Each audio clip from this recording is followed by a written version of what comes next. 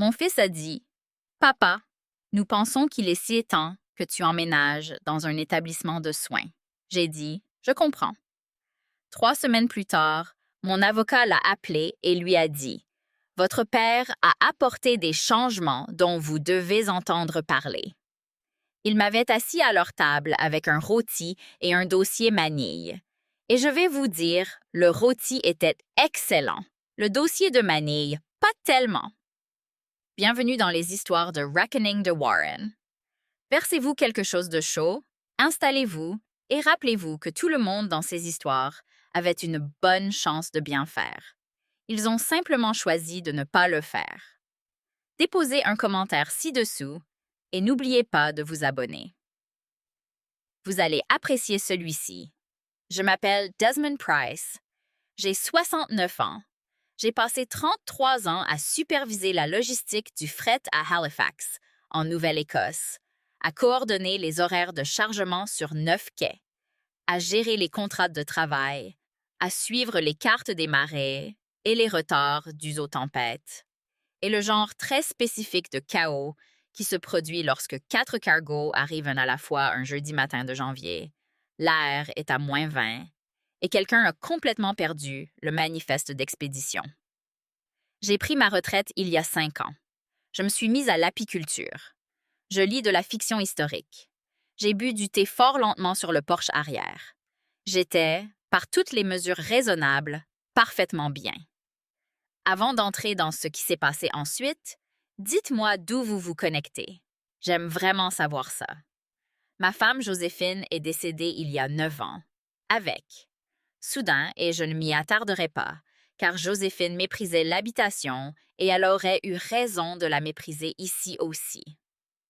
Après son départ, je suis restée dans la maison sur Birchwood Crescent, parce que c'est une belle maison, parce que Joséphine en a choisi chaque centimètre elle-même, et parce que j'ai 69 ans et que je suis tout à fait capable de décider où j'habite.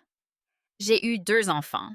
Ma fille Vanessa vit à Vancouver et me téléphone tous les dimanches, sans exception. Et une fois m'a expédié un pot de chutney maison que j'ai trouvé à parts égales, sucré et terrifiant.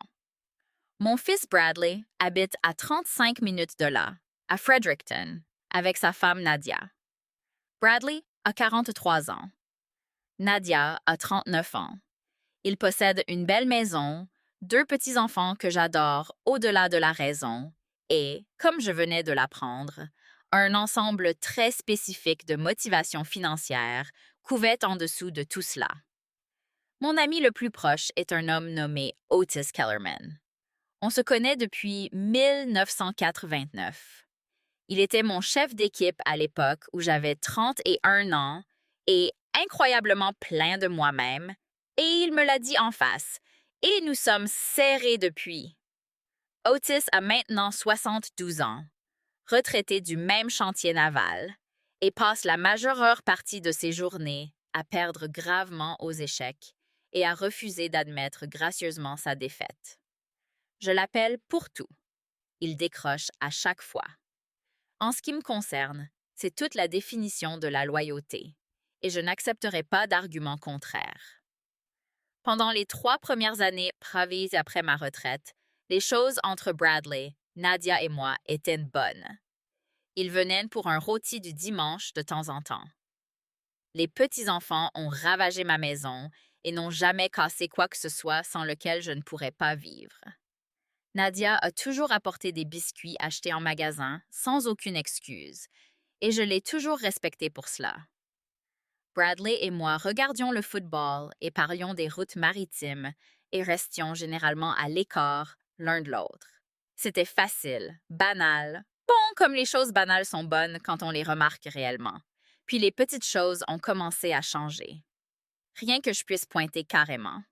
Bradley a commencé à poser des questions sur la maison, pas par curiosité, mais soigneusement, délibérément. Comment le toit tenait-il? Avais-je réfléchi à la question de savoir si l'entretien devenait trop important? Avais-je réfléchi à mes projets à long terme pour la propriété? J'ai répondu honnêtement parce que je n'avais rien à cacher. La maison était saine. L'entretien était gérable. Mon plan était de continuer à y vivre indéfiniment, parce que, encore une fois, j'avais 69 ans et tout à fait bien. Nadia a commencé à commenter ma conduite. J'avais eu une légère cintreuse d'aile 14 mois auparavant dans une épicerie, à une vitesse que je ne peux que décrire comme glaciale. Elle l'a évoqué 2 fois plus que le moment ne le justifiait. Elle m'a demandé une fois si je dormais correctement. Elle m'a demandé une fois si j'avais vu un médecin récemment. En soi, ce sont le genre de questions qu'une belle fille réfléchie pose. Enchaînés pendant 4 mois, livrés avec un rythme et un ton particulier, ils ont cessé de se sentir inquiets et ont commencé à se sentir comme des preuves rassemblées. J'ai remarqué. Je n'ai rien dit. J'ai continué à m'occuper de mes ruches. La 2e semaine de novembre, Bradley m'a appelé et m'a invité à dîner un samedi soir. Il a dit que Nadia faisait son rôti et qu'il voulait rattraper son retard.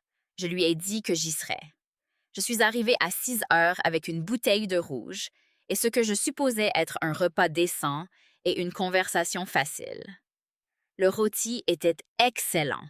La première moitié de la soirée semblait tout à fait normale. On a parlé des petits-enfants. Nous avons parlé de la neige précoce. Bradley a rempli mon verre une fois et je n'y ai rien pensé. Puis, une fois les assiettes nettoyées, Nadia s'est assise et Bradley a dit que lui et Nadia avaient discuté et qu'il y avait quelque chose qu'ils voulaient aborder avec moi. Il a dit qu'ils étaient inquiets depuis un moment maintenant et qu'ils voulaient que je sache que cela venait de l'amour. Je me suis réinstallée dans mon fauteuil. Il a parlé pendant environ 10 minutes. Nadia en a ajouté 7 autres. Il s'agissait de mon âge, de mon isolement là-bas, de la taille de la maison, de l'entretien, de ma conduite et de savoir si je vivais vraiment bien ou si je m'accrochais simplement à ce qui était autrefois. Ils avaient déjà examiné quelques options. Il y avait une communauté très réputée juste à l'extérieur de Moncton, avec une liste d'attente à laquelle ils avaient discrètement ajouté mon nom, juste pour explorer des choses, ont-ils dit. Il y avait un programme de serre. Je pourrais encore faire pousser des choses là-bas, a ajouté Bradley, comme si ce détail à lui seul pouvait sceller l'accord. Et assis sur la table d'appoint, placé avec une désinvolture qui n'était pas du tout décontractée, se trouvait un dossier manille. Je pouvais voir, depuis le bord de la première page, qu'il contenait des formes. Je ne l'ai pas atteint. Je me suis assis parfaitement immobile, j'ai écouté chaque mot, j'ai regardé leur visage, et quelque part vers les 12 minutes, j'ai compris quelque chose avec une clarté totale. Cela avait été répété. La langue était trop polie, les transitions trop fluides, le dossier placé trop commodément. La liste d'attente a déjà commencé. Ce n'était pas un dîner. C'était un pitch, et j'étais le seul à la table à ne pas avoir vu les diapositives au préalable. Ils ont fini de parler. Ils m'ont regardé avec des expressions d'inquiétude répétées et attentives. J'ai dit « Je comprends ». Bradley avait l'air soulagé. Nadia avait l'air soulagée. Ils échangèrent le plus bref regard. J'ai dit « Merci pour le dîner. Le rôti était excellent ».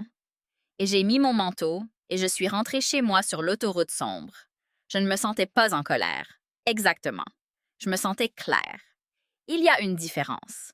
Si vous êtes arrivé jusqu'ici, faites-nous une faveur rapide. Abonnez-vous. La plupart des gens qui regardent ne le font jamais, mais cela ne vous coûte rien et cela signifie tout pour cette chaîne. Vraiment, merci. J'ai appelé Otis ce soir-là à 9h20. Il a décroché la 2e bague. J'ai dit « Otis, ils avaient un dossier ». Il s'est calmé pendant un battement. Il a dit « Quel genre de dossier ?» J'ai dit « Le genre avec des formes à l'intérieur ». Il a dit « N'en dites pas plus ». Il a dit « De quoi as-tu besoin ?» J'ai dit « J'ai besoin du nom d'un avocat spécialisé dans les successions solides et j'ai besoin que vous me laissiez parler pendant un moment. » Il a dit « Je peux gérer les deux. » Otis avait utilisé une avocate nommée Margaret Solano il y a 2 ans lorsqu'il mettait de l'ordre dans ses propres affaires après une alerte sanitaire. Il a dit qu'elle était tranchante émoussée et qu'elle avait un moyen de vous faire sentir que vos problèmes étaient déjà résolus avant qu'elle n'ait dit un mot. Il a dit qu'elle lui avait fait sentir comme un problème de paperasse légèrement intéressant, et il le voulait comme des éloges.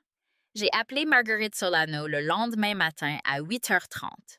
Elle a répondu au téléphone elle-même, ce que j'ai apprécié. J'ai exposé toute la situation. Elle a écouté sans une seule interruption, ce que j'ai encore plus apprécié.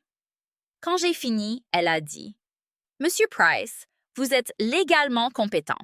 Vous êtes propriétaire de votre propriété et vous n'avez aucune obligation de faire quoi que ce soit. » Puis elle a dit « Cela dit, si vous souhaitez apporter des changements maintenant, alors que tout est encore entièrement à vos conditions, j'ai quelques réflexions. » J'ai dit « J'ai le temps cette semaine. » Elle a dit « Mercredi à 3h. » J'ai dit « Parfait. » Les 3 semaines suivantes ont été les plus calmes que j'ai eues depuis des années.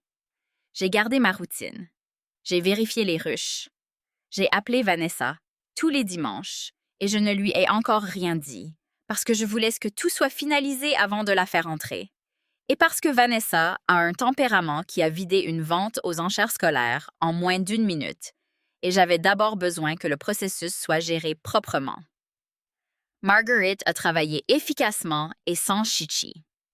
La maison sur Birchwood Crescent a été placée dans une fiducie.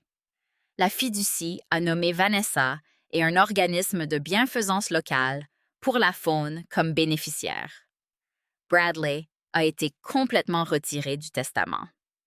La paperasse était structurée de manière à ce que toute contestation judiciaire soit longue, coûteuse et presque certainement infructueuse, étant donné que j'avais géré l'ensemble du processus tout en étant incontestablement parfaitement compétent.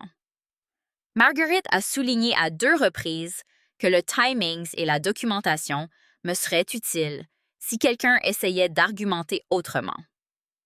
J'ai signé les documents finaux un vendredi après-midi et Marguerite m'a conduit à la porte et m'a dit « Vous êtes prêt, Monsieur Price? » J'ai dit « Merci, Marguerite. » Elle a dit « J'appellerai votre fils lundi matin. » J'ai dit « Ça marche. » Elle a dit « Voulez-vous savoir ce que j'ai l'intention de dire? » J'ai dit « Juste les grands traits. » Elle a dit « Votre père a apporté des changements importants à sa succession et vous devez en entendre parler dès que possible. » J'ai dit « Ça ira très bien.